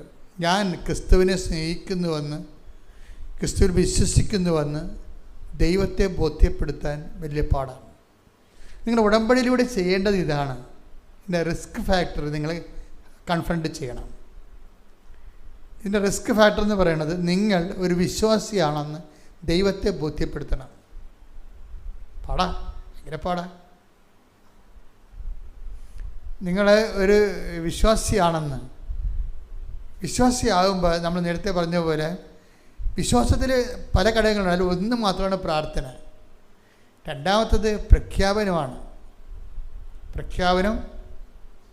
വിശ്വാസ പ്രഖ്യാപനമാണ്. ഞാൻ എല്ലാ ധ്യാനങ്ങളും അത് പറയാറുണ്ട്. വിശ്വാസ പ്രഖ്യാപനത്തിൽ എന്ത് വേണം? ഒരു സമൂഹം വേണം. എന്താ കാര്യം? അത് 10:32 എല്ലാവർക്കും നമുക്കറിയാം. ഇപ്പോൾ കഴിഞ്ഞ ദിവസങ്ങളിൽ ഇയാളില്ലേ നമ്മൾ പറഞ്ഞ കക്ഷി ആകാശിൻ്റെ ഹീറോ. അപ്പോൾ ആകാശ് എന്നോട് അമ്മ പറഞ്ഞത് എന്താണ്? അവൻ്റെ അമ്മ പറഞ്ഞത്, എൻ്റെ മകനെ നീ ഇങ്ങനെ ഈ മുഴയും വെച്ച് ചെത്തിക്കറി കിടന്നു കഴിഞ്ഞാൽ എനിക്ക് സഹിക്കാൻ പറ്റത്തില്ല. അതുകൊണ്ട് ഇത് വേറെ വല്ല മാർഗം അന്വേഷിക്കണം. ഈ അമ്മയെടുത്ത് മാർഗമുണ്ട്, നീ പോയി ഉടമ്പടി എടുത്തിട്ട് ഉടമ്പടി തൈലം തേക്കാൻ പറഞ്ഞു. ഇപ്പോൾ കുറേ നാളായിട്ടുള്ള വേദനയും മൊഴിയൊക്കെ ഇത് എന്ത് മൊഴിയാണെന്ന് ദൈവത്തിന് അറിയാവുന്ന പറഞ്ഞ് നടക്കുന്ന ഒരു അവസ്ഥയാണ്. മാനസിക സംഘർഷമുള്ള സമയമാണ്. പക്ഷേ ഇവന് 2-3 ദിവസം ഇങ്ങനെ ഉടമ്പടി തൈലം തേച്ച്, ഈ ഉടമ്പടി തൈലം തേക്കും എപ്പോഴും നമ്മൾ വിശ്വാസ പ്രമാണം ചെല്ലാം മക്കളെ. അതാണ് പ്രഖ്യാപനം എന്ന് പറയണത്. പ്രാർത്ഥനയല്ലത്, പ്രഖ്യാപനം. വിശ്വാസ പ്രമാണം എന്ന് പറഞ്ഞാൽ പ്രാർത്ഥനയല്ല കേട്ടോ. നിങ്ങൾ വിശ്വാസ പ്രമാണം പ്രാർത്ഥന പോലെ ചെല്ലരുത്, അത് പ്രഖ്യാപനമാണ്. ഇപ്പം നമ്മുടെ ഉടമ്പടി തൈലം ഉപ്പൊക്കെ നമ്മൾ തേക്കുമ്പോൾ ഉടമ്പടിയിലുള്ള ഗുണമെന്ന് വെച്ചാൽ കുറേ പ്രയോഗങ്ങളുണ്ട്. ഈ വിശ്വാസം, പ്രാർത്ഥന, അതുപോലെ വിശ്വാസം, പ്രാർത്ഥന, വിശ്വാസം, പ്രഖ്യാപനം, വിശ്വാസം, പ്രയോഗം. ഇപ്പം നമ്മൾ ഉടമ്പടി തൈലം തേക്കുമ്പോൾ സംഭവിക്കണമെന്ന് വെച്ച് കഴിഞ്ഞാൽ അത് പ്രയോഗമാണ് വിശ്വാസത്തിൻ്റെ. ആ പ്രയോഗത്തെ സാധൂകരിക്കുന്നത് പ്രഖ്യാപനമാണ്. നമ്മൾ തൈലമല്ല നമ്മളെ സുഖപ്പെടുത്തുന്നത്. ആരാണ്? യേശുവിൻ്റെ നാമമാണ് സുഖപ്പെടുത്തുന്നത്. അതാണ് അതിൻ്റെ വിഷയം. ആ പ്രയോഗത്തിലുള്ള എന്താണ്? യേശുവിൻ്റെ നാമത്തിലാണ് നമ്മൾ വിശ്വസിക്കുന്നത്. അപ്പം അതെപ്പോഴും മനസ്സിലുണ്ടാവില്ല. തൈലം എടുത്തിട്ട് വെളിച്ചെണ്ണ തേക്കുമ്പോൾ നമ്മൾ ഒരു വിശ്വാസപ്രമാണം ചെല്ലുമോ തല കുളിക്കാൻ നേരത്ത്? ഇല്ല. അതുപോലെ അതുകൊണ്ടാണ് ഈ ഉടമ്പടി എടുക്കാത്ത ആൾക്കാർക്ക് നിങ്ങൾ എണ്ണ കൊടുത്തു വിടരുതെന്ന് പറയേണ്ട കാര്യം അതാണ്. ഉടമ്പടി തൈലം ഒരിക്കലും ഉടമ്പടി എടുക്കാത്തവർക്ക് കൊടുത്തു വിടരുത്. നിങ്ങൾക്ക് വേണമെങ്കിൽ പോയിട്ട് ഉടമ്പടി തൈലം തേച്ച് കൊടുക്കുക. അപ്പോൾ ആ തേക്കുമ്പോൾ വിശ്വാസപ്രമാണം ചൊല്ലിയിരിക്കണം. അത് ആൾക്കാരിത് ആക്ടിവേറ്റ് ചെയ്യണമെങ്കിൽ വിശ്വാസപ്രമാണം വേണം. കാരണം വിശ്വാസ പ്രഖ്യാപനമാണത്. യാക്കോബിൻ്റെ ലേഖനം 5-ാം അധ്യായം 14-ാം വാക്യം. നിങ്ങളിൽ ആരെങ്കിലും രോഗിയാണെങ്കിൽ അവൻ സഭയിലെ ശ്രേഷ്ഠന്മാരെ വിളിക്കട്ടെ. അവർ കർത്താവിന്റെ നാമത്തിൽ അവനെ തൈലാഭിഷേകം ചെയ്ത് അവന് വേണ്ടി പ്രാർത്ഥിക്കട്ടെ. വിശ്വാസത്തോടെയുള്ള പ്രാർത്ഥന രോഗിയെ സുഖപ്പെടുത്തും. തൈലമല്ല സുഖപ്പെടുത്തണത്. എന്താ സുഖപ്പെടുത്തുന്നത്? വിശ്വാസത്തോടെ എന്ത് പക്ഷേ കർത്താവിൻ്റെ നാമത്തിൽ പ്രാർത്ഥിക്കണം. ഇപ്പം വിശ്വാസം ആരിലാണ്? കർത്താവിൻ്റെ നാമത്തിലാണ് വിശ്വസിക്കുന്നത്. അതുകൊണ്ടാണ് തൈലം അതിന് മീഡിയമായിട്ട് പ്രവർത്തിക്കുന്നത്. കർത്താവിൻ്റെ നാമത്തിൽ വിശ്വസിക്കാതെ വിശ്വാസമില്ലാതെ തേച്ച് കഴിഞ്ഞാൽ പറഞ്ഞ ഫലങ്ങൾ ഉണ്ടാകത്തില്ല. അപ്പോൾ എപ്പോഴും നമ്മൾ ശ്രദ്ധിക്കുക. അതുകൊണ്ടാണ് ഉടമ്പടി എടുക്കാത്തവർക്ക് തൈലം കൊടുത്തു വിടരുത്. ഉടമ്പടി എടുത്തവർക്ക് വേണമെങ്കിൽ നിങ്ങൾക്ക് പോയി നേരിട്ട് ആ രോഗികളെ കണ്ട് എന്ത് സംഭവിച്ചാൽ ഇവൻ്റെ ഈ സിമ്പിൾ ഫെയ്ത്തില്ലേ, ആരുടെ ആകാശ് 3 ദിവസം അത് പെട്ടിയുള്ളൂ. പിന്നെ ആകാശ് പറയണത് ഞാനിത് എഴുന്നേൽക്കുമ്പോൾ തന്നെ തപ്പി നോക്കണം എല്ലാ ദിവസവും. ഈ മുഴ ഉണ്ടായ കാലം പോലെ ഞാൻ ചെയ്യണ പരിപാടിയാണ്. രാവിലെ എഴുന്നേൽക്കുമ്പോൾ തപ്പി നോക്കും. കാര്യം അത് വേദനിക്കണ കാരണം. ഇപ്പം എന്നാ പറ്റണത്? അത് കാണാനില്ലെന്ന്. ഇപ്പം പറയണേ ഇത് എന്താ സംഭവിക്കണമെന്ന് അറിയാൻ പാടില്ല എൻ്റെ ജീവിതത്തിലെന്ന്. എൻ്റെ ജീവിതത്തിൽ എന്താ സംഭവിക്കണം വെച്ചാൽ അവരിതെല്ലാം ആദ്യമായിട്ട് എക്സ്പീരിയൻസ് അല്ലേ. ഇതിങ്ങനെ കാണാനില്ല. എത്രയോ മാസമായിട്ടാവാൻ കഴിഞ്ഞുള്ള അവൻ സാക്ഷ്യം പറയണം. ഇപ്പോഴും അത് കാണാനില്ല, തീർന്നു. അമ്മ അത് ഏറ്റെടുത്ത് കഴിഞ്ഞ്. അതുകൊണ്ടാണ് ഉടമ്പടി തൈലമൊക്കെ ഉപയോഗിക്കുമ്പോൾ എപ്പോഴും നമ്മളത് പ്രയോഗമാണ്, വിശ്വാസത്തിൻ്റെ പ്രയോഗമാണ്. പക്ഷേ പ്രയോഗത്തിനൊരു ഗുണമുണ്ട്. പ്രയോഗം സാധൂകരിക്കണമെങ്കിൽ പ്രഖ്യാപനം ഉണ്ടാകണം. യാക്കോബ് 5:14 നിങ്ങളിൽ ആരെങ്കിലും രോഗിയാണെങ്കിൽ അവൻ സഭയിലെ ശ്രേഷ്ഠന്മാരെ വിളിക്കട്ടെ. അവർ കർത്താവിന്റെ നാമത്തിൽ അവനെ തൈലാഭിഷേകം ചെയ്ത് അവന് വേണ്ടി പ്രാർത്ഥിക്കട്ടെ. ആരുടെ നാമത്തിലാണ് പ്രാർത്ഥിക്കേണ്ടത്? കർത്താവിന്റെ നാമത്തിൽ. അടുത്ത വചനം എന്താണ്? വിശ്വാസത്തോടെയുള്ള പ്രാർത്ഥന രോഗിയെ സുഖപ്പെടുത്തും. അപ്പൊ ആരിലാണ് വിശ്വസിക്കണത്? കർത്താവിന്റെ നാമത്തിലാണ് വിശ്വസിക്കുന്നത്. ഇതാണ് പ്രഖ്യാപനം എന്ന് പറയണത്. ഉടമ്പടി കേൾക്കുമ്പോൾ തൈലം തന്നെ കേൾക്കുമ്പോൾ തന്നെ എടുത്ത് വിടണമല്ല. അത് നമ്മുടെ എന്താണ് അത് മെഡിസിൻ അല്ലത്. അതെന്താണ്? എപ്പോഴും നമ്മൾ ശ്രദ്ധിച്ചേക്കണം. മെഡിസിന് വേണ്ടി തരുന്നത് വല്ലത് എന്താണത്? അത് വിശ്വാസ പ്രഖ്യാപനത്തിന് വേണ്ടി തരണതാണ്. നിങ്ങൾക്ക് വിശ്വാസ പ്രഖ്യാപനത്തിൻ്റെ ആഴമനുസരിച്ചാണ് ഇത് വർക്കൗട്ട് ചെയ്യണത്. അല്ല, നിങ്ങൾ ഓർക്കരുത് മാന്ത്രികമായ എന്തോ മാജിക്കാണെന്ന് പറഞ്ഞ് ഇരിക്കരുത്. അന്ന് മാന്ത്രിക മാജിക്കൊന്നുമല്ല. അത് ആ 5:13 ബൈബിളിലുള്ള യാക്കോബ് 5:14 എൻ്റെ ഫോർമുല. നിങ്ങൾ കർത്താവിൻ്റെ തൈലം പൂശുക. പിന്നെ എന്ത് ചെയ്യണം? വിശ്വാസത്തോടെയുള്ള പ്രാർത്ഥന രോഗിയെ സുഖപ്പെടുത്തും. അപ്പോൾ കർത്താവിൻ്റെ നാമത്തിലാണ് വിശ്വസിക്കുന്നത്. അല്ല, വല്ലാത്തിനും വിശ്വസിച്ചിട്ട് കാര്യമില്ല. യേശുക്രിസ്തുവിൻ്റെ നാമത്തിൽ വിശ്വസിക്കുമ്പോഴാണ് അത് സൗഖ്യമായിട്ട് മാറുന്നത്. അപ്പം അത് എപ്പോഴും നമ്മൾ ശ്രദ്ധിക്കണം. ഇനി നിങ്ങൾ ഉടമ്പടി തൈലത്തെക്കുറിച്ച് മറ്റുള്ളവരോട് പറയുമ്പോഴും അങ്ങനെ പറഞ്ഞു കൊടുക്കാവൂ. നിങ്ങൾ എൻ്റെ നാത്തൂനെ ഇത്തിരി ഉടമ്പടി തൈലം എന്താണെന്ന് ചോദിക്കത്തില്ലേ? നമ്മുടെ ആൾക്കാർക്ക് അതിൻ്റെ വായിട്ട് ചോദിക്കണമെങ്കിൽ ഒരു പ്രശ്നമില്ലല്ലോ. അവർക്കിവിടെ വരണ്ട, വണ്ടി കയറണ്ട, ഉപവസിക്കണ്ട, ഒന്നും ചെയ്യണ്ട. എന്നുവെച്ചാൽ നമ്മുടെ ആ സ്നേഹത്തെ അവർ ചൂഷണം ചെയ്യണം. അത് വർക്കൗട്ട് ചെയ്യത്തില്ല. അപ്പോൾ നിങ്ങൾ പറയണം, ജോസഫ് അച്ഛൻ്റെ ഈ ടോക്ക് കേൾപ്പിച്ച് കൊടുക്കണം. നാത്തിന് തരാൻ പറ്റത്തില്ല. കാര്യം ഇതിൻ്റെ രീതി അതാണ്. അത് എനിക്ക് കേടാണ്, എൻ്റെ ഉടമ്പടിക്ക് കേടാണ്. ഞാനിതെല്ലാം പരിശുദ്ധമായി സൂക്ഷിച്ചുകൊള്ളാമെന്നാണ് ഉടമ്പടി എടുത്തിരിക്കുന്നത്. നിസ്സാരമല്ലേ ഇത്? കൃപാസനം അമേരിക്കയിലൊന്നും അല്ലല്ലോ. നിങ്ങൾക്ക് പോയി ഉടമ്പടി എടുക്കാവുന്നതല്ലേ ഉള്ളൂ. വൃത്തിയും മെനയായിട്ട് പറഞ്ഞു വിടണം, ഒരു കാര്യമില്ല. നിങ്ങൾ ഒരിക്കലും ഇത് പകർച്ച കൊടുക്കരുത്. പകർച്ച കൊടുക്കാൻ വേണ്ടി ചോറും ചമ്മന്തിയൊന്നുമല്ല. ഇത് കർത്താവിൻ്റെ നാമത്തിൽ വിശ്വാസത്തോടെ പ്രാർത്ഥിച്ചാൽ ഇത് ആക്ടിവേറ്റ് ചെയ്യത്തുള്ളൂ. ഇതുപോലെ തന്നെ ഉപ്പിൻ്റെ കാര്യം അങ്ങനെ തന്നെയാണ്. ഇപ്പം തന്നെ ഈ ആകാശിൻ്റെ മുഴ തെറിച്ചു പോകുമെന്ന് പറഞ്ഞില്ലേ? ആകാശിൻ്റെ വേറെ പ്രശ്നങ്ങൾ എന്താണ്? ആകാശിന് കുറേ കുടുംബത്തെ ഒന്ന് രക്ഷപ്പെടുത്തി എടുക്കണമെങ്കിൽ കുറേ പാടാണ്. അല്ല, ഒരു പാടെന്ന് പറയുന്നത് ഇവന് പഠിക്കണമെങ്കിൽ ലോണ് വേണം. ലോൺ ഒരിക്കലും കിട്ടത്തില്ല. 2.5 സെൻറ്റല്ലേ ഉള്ളൂ. അപ്പം അതുകൊണ്ട് ഇവന് ലോൺ കിട്ടത്തില്ല. ഇവന് പഠിക്കേണ്ടതെന്ന് വെച്ച് കഴിഞ്ഞാൽ ഫോറിനിൽ പോയാണ് പഠിക്കേണ്ടത്. ഈ അമ്മയോടുള്ള ബന്ധങ്ങളൊക്കെ സത്യസന്ധമാണെങ്കിൽ നമുക്ക് എന്ത് വേണമെങ്കിലും നമുക്ക് ആശിക്കാം. കാര്യം അപ്പോഴും അമ്മയ്ക്കായിരിക്കണം, ദൈവത്തിനായിരിക്കണം പ്രാധാന്യം. വിഷയത്തിന് പ്രാധാന്യം വെച്ചിട്ട് വിഷയം നേടാൻ വേണ്ടി അമ്മയെ ജാമ്യം നിർത്തണമെന്ന് വെച്ചാൽ അതൊന്നും നടക്കത്തില്ല. നിങ്ങളൊക്കെ ചെയ്യണം അതാണ്. ഒരു പരിപാടിയും ചെയ്യത്തില്ല. ഉടമ്പടിയോട് ബന്ധപ്പെട്ട കാര്യങ്ങളൊന്നും ഉടമ്പടി ചെയ്യേണ്ട പോലെ ചെയ്യത്തില്ല. മറിച്ച് നിങ്ങളുടെ കാര്യം നേടാൻ വേണ്ടി ദൈവത്തെ കൊണ്ടുവന്ന് കരുവ് നിർത്തും. അത് നടക്കത്തില്ല. അതെപ്പോഴും നമ്മൾ ശ്രദ്ധിക്കണം. ഉടമ്പടിയിൽ എന്തൊക്കെയാണ് കൃത്യമായിട്ട് ചെയ്യേണ്ടതെന്ന് ഓർക്കുകയും അത് ഒന്നാമത്തേൽ ഇതിൻ്റെ അകത്ത് ഏറ്റവും പ്രധാനപ്പെട്ടത് എന്താണ്? ഏറ്റവും പ്രധാനപ്പെട്ടത് ഇവാഞ്ചലൈസേഷനാണ്, വിശ്വാസ കൈമാറ്റമാണ്. നിങ്ങൾ ആദ്യം ചെയ്യേണ്ടതെന്ന് വെച്ച് കഴിഞ്ഞാൽ, കർത്താവെ മറ്റുള്ളവർക്ക് പറഞ്ഞു കൊടുക്കാൻ പറ്റിയ ഒരു വിശ്വാസ അനുഭവം എനിക്ക് തരണം പറയണം. അതാണ് ആദ്യം ചെയ്യേണ്ടത്. നിങ്ങൾ ആദ്യം തന്നെ IELTS പാസ്സാകണമെന്നോ അല്ലെങ്കിൽ വസ്തു വിൽക്കണമെന്നോ ജപ്തി മാറണമെന്നല്ല പറയേണ്ടത്. ഉടമ്പടി ഇത് ശരിക്കും ഫയറാണെങ്കിൽ ആദ്യം പ്രാർത്ഥിക്കേണ്ടത് എന്താണെന്നറിയാമോ? കർത്താവെ മറ്റുള്ളവർക്ക് കൈമാറി കൊടുക്കാൻ പറ്റിയ ഒരു അനുഭവം എനിക്ക് തരാൻ പറയണം. എന്നാൽ പിന്നെ ഇത് പെട്ടെന്നാണ് സംഭവം. അതാണ് എല്ലാത്തിനും അതിൻ്റെ ഒരു രഹസ്യ കോഡുണ്ടാകുമല്ലോ. ഇതിൻ്റെ ഒരു വാതിൽ ഇതാണ്. നിങ്ങൾ പ്രാർത്ഥിക്കേണ്ടത്, കർത്താവെ മറ്റുള്ളവർക്ക് പറഞ്ഞു കൊടുക്കാൻ പറ്റുന്ന രീതിയിലുള്ള ഒരു സാക്ഷ്യം എനിക്ക് തരണമേ എന്ന് വെച്ചാൽ അപ്പം എൻ്റെ ദൈവത്തിന് അതിൻ്റെ അകത്ത് കാര്യമുണ്ട്. കാരണം നിന്നെ രക്ഷപ്പെടുത്തിയ ദൈവത്തിൻ്റെ വചനങ്ങൾ നീ പ്രചരിപ്പിക്കും. അപ്പം അതുകൊണ്ട് അത് പെട്ടെന്ന് ടേക്കപ്പ് ചെയ്യും. അപ്പം നിനക്ക് അനുഭവം ഉണ്ടാകുകയും ചെയ്യും. പക്ഷേ അനുഭവം ഉണ്ടാകുമ്പോൾ അടിച്ചു മാറ്റി വെച്ച് ദൈവത്തിന് പലം കയറുകളും നാരായണ പിന്നെ കൂരായണ എന്നൊക്കെ പറഞ്ഞാൽ വർക്കൗട്ട് ചെയ്ത കാര്യം ദൈവത്തിന് അറിയാം. നീ പൊളിക്കുമ്പോൾ തന്നെ അറിയാം ഇതൊന്നും നടക്കത്തില്ല. കാര്യം കണ്ടു കഴിയുമ്പോൾ നീ വണ്ടി വിട്ട് പോകുമെന്നറിയാം. അത് നേരത്തെ നിങ്ങൾ ഈ മനുഷ്യന്മാരും ഇടപെടണ പോലെ ഒരിക്കലും ദൈവത്തിൽ ഇടപെടരുത്. ഇടപെട്ട് കഴിഞ്ഞാൽ കൂടുതൽ പാപികളായി മാറുകയുള്ളൂ. മനുഷ്യന്മാരോട് നിങ്ങൾ ഇടപെടുകയല്ലേ, എല്ലാം കയറി യേസ് പറയും. നിങ്ങൾക്ക് തന്നെ അറിയാൻ നടക്കത്തില്ലെന്ന്. അതുപോലെ ദൈവത്തോട് ചുമ്മാ ഒരു ഭംഗിക്കൊരു യേസ് പറയരുത്. യേസ് പറഞ്ഞാൽ ആ ഒരു കാര്യം കൊണ്ട് തന്നെ നിങ്ങൾ കൂടുതൽ പാപികളായി മാറും. അപ്പോൾ ചെയ്യാൻ പറ്റാത്ത ഒരു കാര്യവും ദൈവത്തോട് പറയരുത്.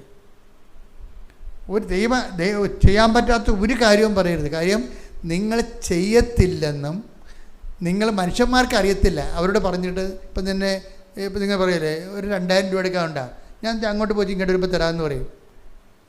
നിങ്ങൾക്കറിയാം നിങ്ങൾ കൊടുക്കത്തില്ലെന്നും. മനസ്സിലായില്ലേ? നിങ്ങൾ ആൾക്കാരുടെ കടം പിടിക്കണേ എങ്ങനെയാണ്? നിങ്ങൾ 1000 രൂപ എടുക്കാനുണ്ടാ, ഞാൻ നാളെ അവിടെ പോയിട്ട് ഇങ്ങോട്ട് വരുമ്പോൾ തരാമെന്ന് പറയും. നിങ്ങൾക്കറിയാം നിങ്ങളത് കൊടുക്കത്തില്ലെന്ന്. ഇതുപോലൊരു ഡയലോഗ് ദൈവത്തിനടുത്ത് പറ്റത്തില്ല. നീ പൊളിക്കുമ്പോൾ തന്നെ അറിയാം നീ ഫ്രോഡാണെന്നറിയാം. വെറുതെ എന്തിനാണ് ദൈവത്തോട് പ്രാർത്ഥിച്ച് പണി മേടിക്കുന്നത്? പലരുടെയും പ്രശ്നം വെച്ചാൽ ഈ മനുഷ്യന്മാരുടെ ഇടപെടുന്ന പോലെ ദൈവത്തോട് ഇടപെട്ടേക്കും, പ്രാർത്ഥിച്ച് പണി മേടിക്കും, പ്രാർത്ഥിച്ച് പാപികളാവും. വല്ല കാര്യമുണ്ടോ? അപ്പം ചെയ്യാൻ പറ്റുന്ന കാര്യങ്ങൾ മാത്രമേ ദൈവത്തോട് പറയാവൂ. അത് സമയബന്ധിതമായിട്ട് ചെയ്യണം. സമയത്തിനാണ് പ്രാധാന്യം. വല്ലപ്പോഴും ചെയ്തോളൂ. ഞാൻ ചെയ്താവുന്നേ പറഞ്ഞിട്ടുള്ളൂ, എപ്പം ചെയ്യാമെന്ന് പറഞ്ഞിട്ടുള്ളതെന്ന് പറഞ്ഞ് തരികട കാണിക്കരുത്. നിങ്ങൾ പറയാം ദൈവത്തോട് ഞാൻ ചെയ്യാവുന്നേ പറഞ്ഞിട്ടുള്ളൂ, എപ്പം ചെയ്യാമെന്ന് പറഞ്ഞിട്ടുള്ളൂ. നീ എന്ത് വക്കീലാണ് ദൈവത്തോട് ഇടപെടാൻ? അതൊന്നും ചെയ്യരുത്. സമയബന്ധിതമായിട്ട് ചെയ്തു മാറ്റണം. പ്രാർത്ഥിക്കുക, കർത്താവ് ദൈവമേ അങ്ങയോട് സത്യസന്ധമായി ഇടപെടാൻ പരമാർത്ഥതയുള്ള ആധ്യാത്മിക ജീവിതത്താൽ എന്നെ പ്രത്യേകം അഭിഷേകം ചെയ്യണമേ. അതാ പരമാർത്ഥത ഒരു പ്രധാനപ്പെട്ട കാര്യമാണ്. ദൈവമായിട്ട് ഇടപെടൽ ഒന്നാം ദൈവത്തിന് അറിയാവുന്നതാണ് ഈ പ്രശ്നം. എല്ലാ കാര്യങ്ങളെക്കുറിച്ചും അറിയാവുന്ന കാരണം നിങ്ങൾ എന്ത് നുണ പറഞ്ഞാലും ആ പറയണത് കൊണ്ട് തന്നെ ആ പ്രാർത്ഥന പഴുത്തു പോകുകയുള്ളൂ. വല്ല കാര്യമുണ്ടാകും. അത് വിഡ്ഢികളും വിവരമില്ലാത്തവരുമാണ് ഇങ്ങനെ പ്രാർത്ഥിക്കത്തുള്ളൂ. ചെയ്യാൻ പറ്റാത്ത കാര്യങ്ങളൊക്കെ ദൈവത്തോട് പറയും. ചില നേർച്ച പോലും എന്തൊരു നേർച്ചയായിരിക്കും. അപ്പം അതുകൊണ്ട് അങ്ങനെ ഒന്ന് ഈ ഉടമ്പടി എന്ന് വെച്ചാൽ ഒരു റിലേഷനാണ്. ബയലാറ്ററൽ എഗ്രിമെൻ്റ് ഞാൻ എപ്പോഴും പറയത്തില്ലേ, ഉഭയ കക്ഷിയാണ്. നീ ഒരു കക്ഷി, ദൈവം ഒരു കക്ഷി. നിങ്ങൾ തമ്മിലുള്ള കൊടുക്ക വാങ്ങലുകളാണ് ഇതിൻ്റെ അകത്തുള്ളത് മുഴുവനും. അപ്പം അത് സത്യസന്ധമായിരിക്കണം. ഇത് വലിയ സംഭവമാണ്. അതിപ്പോൾ തന്നെ ഈ ആകാശിനോട് പറയുവേ, ആകാശ് അമ്മയോട് പറയവേ, എന്നെ ഒന്ന് കരകയറ്റി വിട്ടാലേ കുടുംബം രക്ഷപ്പെടാൻ പറ്റത്തുള്ളൂ എന്ന് പറയും. അതാണ് സത്യസന്ധമായ പ്രാർത്ഥന. എന്നെ ഒന്ന് പക്ഷേ ഞാനിങ്ങനെ കര കയറണമെങ്കിൽ എനിക്ക് ലോണ് പോലും കിട്ടത്തില്ല എന്ന് പറയും. അപ്പോൾ അമ്മ എന്ത് ചെയ്യുന്നു വെച്ച് കഴിഞ്ഞാൽ നിയമങ്ങളുടനെ പറ്റിയ ആഴ്ച നിയമങ്ങൾ മാറ്റും ബാങ്കിൻ്റെ. ഭയങ്കര രസമാണ് അമ്മയുടെ കാര്യം. അതായത് നിങ്ങളൊരു സാധനം വെച്ചാൽ നിങ്ങൾക്ക് ഇന്നത്തെ സിറ്റുവേഷനിൽ നിയമപരമായിട്ടത് അർഹതയില്ല എന്നുണ്ടെങ്കിൽ നിങ്ങൾക്ക് പറ്റുന്ന രീതിയിൽ നിങ്ങൾക്ക് ഒരാൾക്ക് വേണ്ടിയാണെങ്കിലും ദൈവത്തിന് 1, 9 എല്ലാം ഒരുപോലെയാണ്. ഇതെപ്പോഴും നമ്മൾ ശ്രദ്ധിക്കണം. അയ്യോ ഞാൻ എനിക്ക് വേണ്ടി വല്ലതും ചെയ്യും, അങ്ങനെയല്ല. ദൈവത്തിന് 1ഉം 9ഉം ഒരുപോലെയാണ്. അത് നമ്മൾ ഭയങ്കര സീരിയസ് ആയിട്ടുള്ള മാത്തമാറ്റിക്സ് ആണത്. കാര്യം ദൈവമായത് കാരണം ഒന്നിന് 9 വിലയാണ്. അപ്പം നിനക്ക് വേണ്ടി, നിൻ്റെ ഒരാൾക്ക് വേണ്ടി ദൈവം മൊത്തം നിയമം മാറ്റും. അതിൻ്റെ കാര്യം വെച്ച് കഴിഞ്ഞാൽ ഇപ്പം നമ്മൾ ഓരോ വിഷയം നോക്കിയാലേ ഓരോ വിഷയം, ഇപ്പം ഒരു ചില്ലിക്കാശ് ഇട്ടപ്പോൾ ഏതാണ്ട് 1 ലക്ഷം രൂപ ഇട്ട പോലെ എഴുന്നേറ്റുന്നില്ലേ കർത്താവ്? ആ വിധവ കൊണ്ടൊന്നും ഒരു ചില്ലിക്കാശ് ഇട്ടിരിക്കണതേ, അതിനേതാണ്ട് 1 ലക്ഷം രൂപ ഇട്ടതുപോലുള്ള വെയിറ്റാണ് കൊടുക്കുന്നത്. ഒരാടിനെ കാണാതെ പോയി, അതിനുവേണ്ടി 99 മാറ്റിയിട്ട് ആ ഒന്നിനെ തിരക്കി പോകും. അപ്പോൾ ദൈവത്തിന് 1, 9 ഒരുപോലെയാണ്. ഇപ്പം നിനക്ക് വേണ്ടി വേണ്ട നിയമങ്ങൾ മാറ്റും, നിനക്ക് വേണ്ടി ജനതകളെ മാറ്റും എന്നൊക്കെ പറഞ്ഞില്ലേ. നിനക്ക് വേണ്ടി ഞാൻ, ഓ യാക്കോബേ, നിനക്ക് വേണ്ടി ഞാൻ ജനതകൾ നൽകിയെന്നൊക്കെ ഇവിടെ ശ്രുതികടെ ഹല്ലേലൂയ. 78-ാം സങ്കീർത്തനം 55-ാം തിരുവചനം.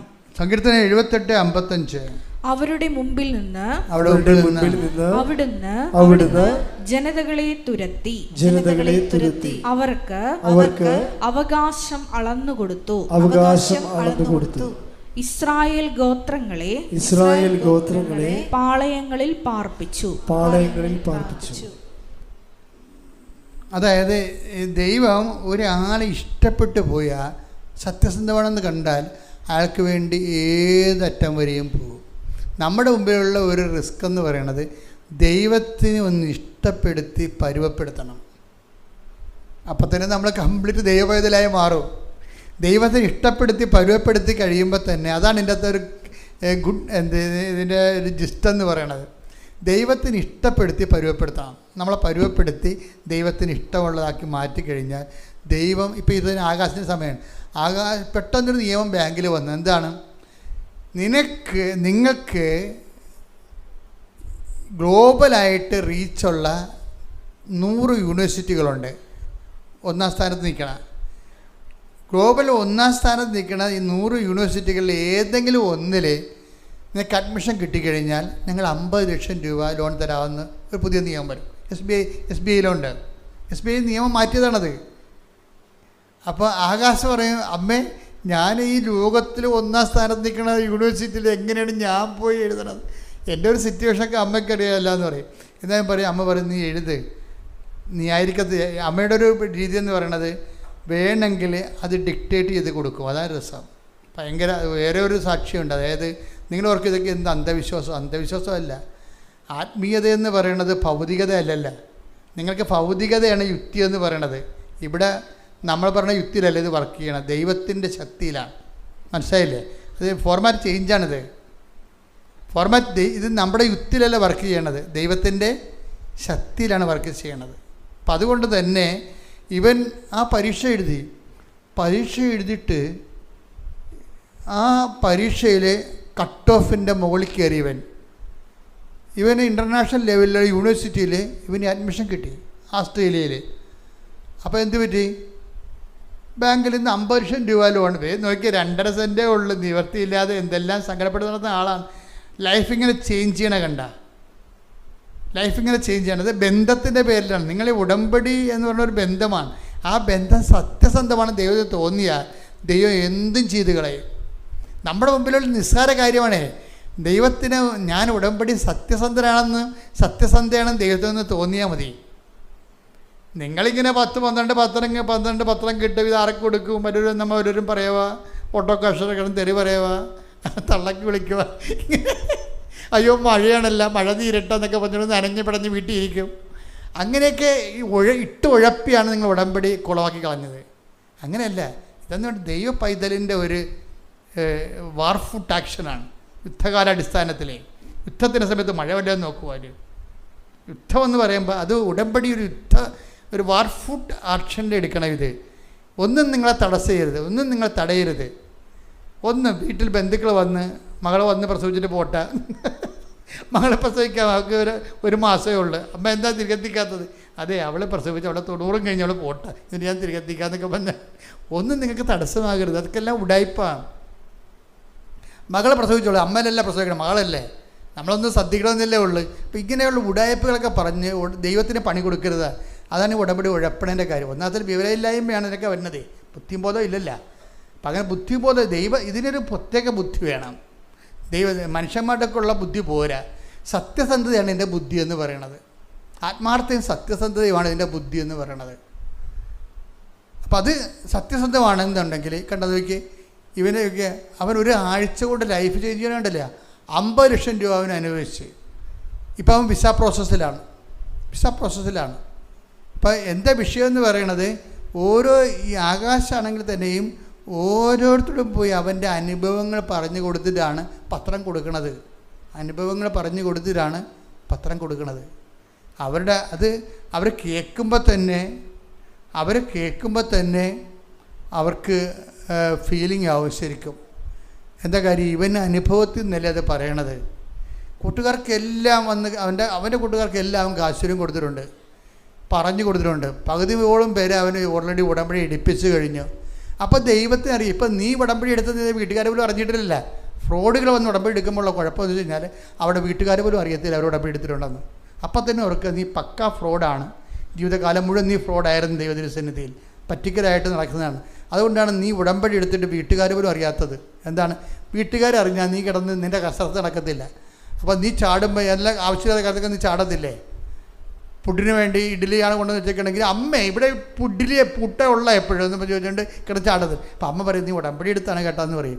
അത് അമ്മയെക്കൊണ്ട് പറയിപ്പിക്കാതിരിക്കാൻ വേണ്ടി ഉടമ്പടി എടുത്തതായിട്ട് അറിയിക്കത്തില്ല. എന്നിട്ട് രഹസ്യമായി സ്വന്തം മുറി കൊണ്ട് വെച്ച് പച്ചത്തിരി നിറത്തിനും കത്തിച്ചുകൊണ്ട് ആ ജന്മം പാഴാക്കും. അങ്ങനെ ഒന്നും ചെയ്യരുത്. ഇതെല്ലാം പച്ച വെളിച്ചത്തിലായി സംഭവം നടക്കണം മുഴുവനും.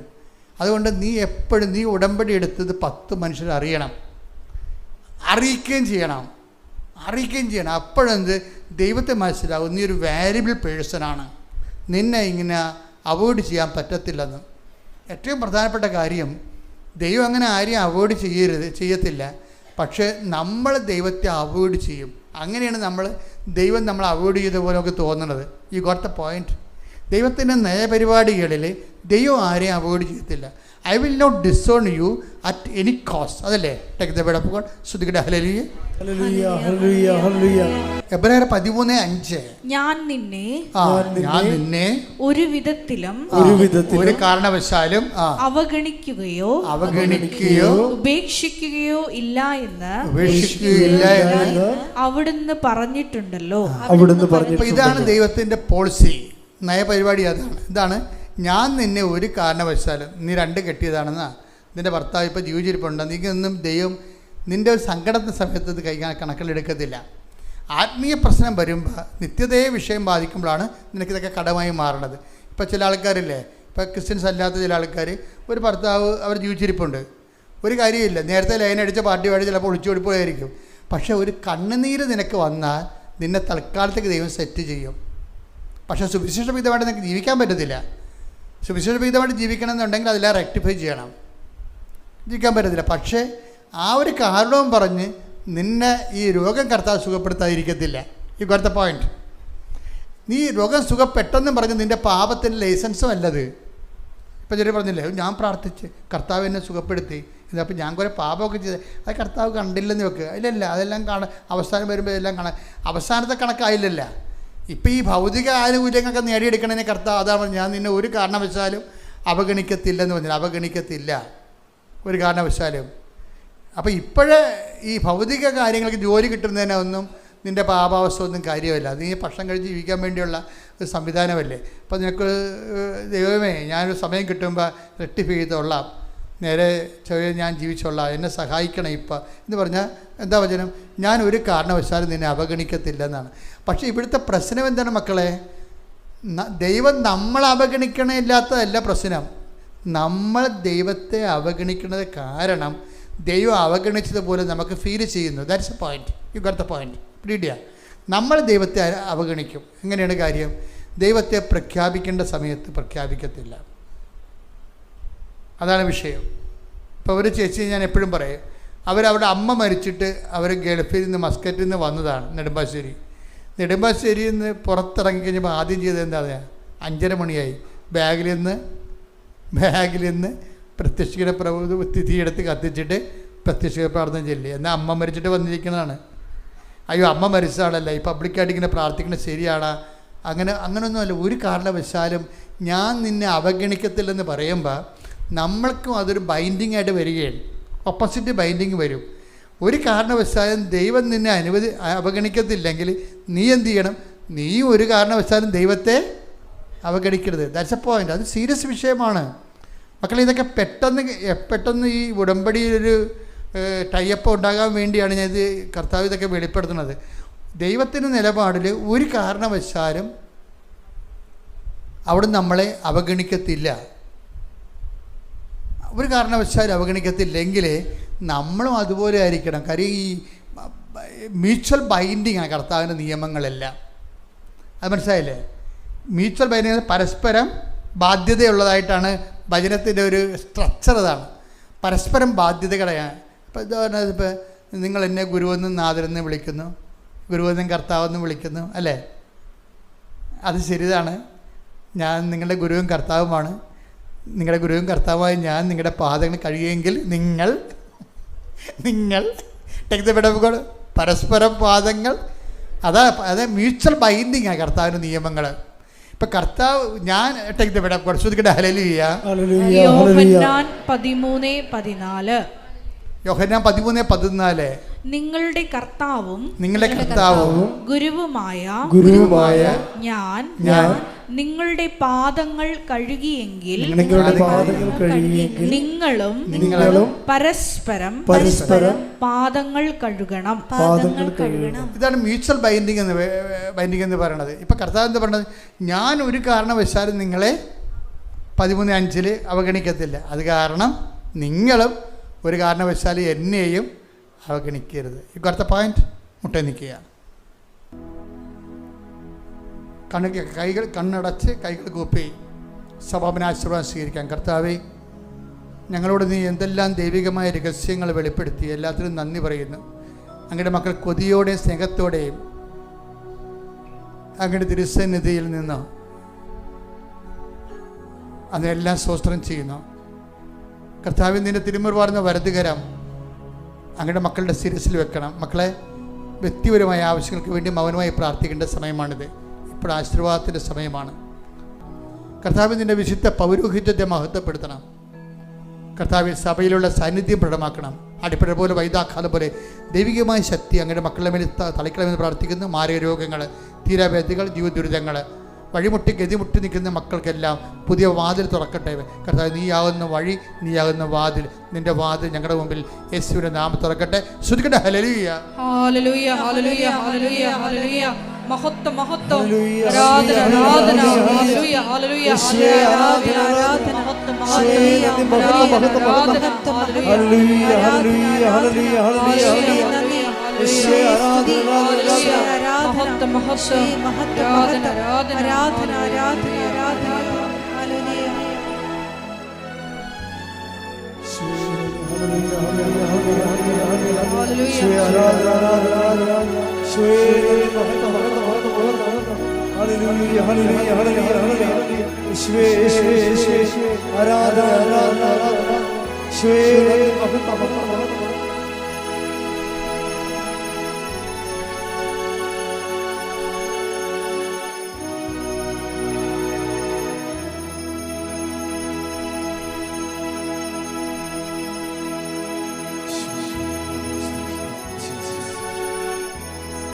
പരിശുദ്ധ പരമമാ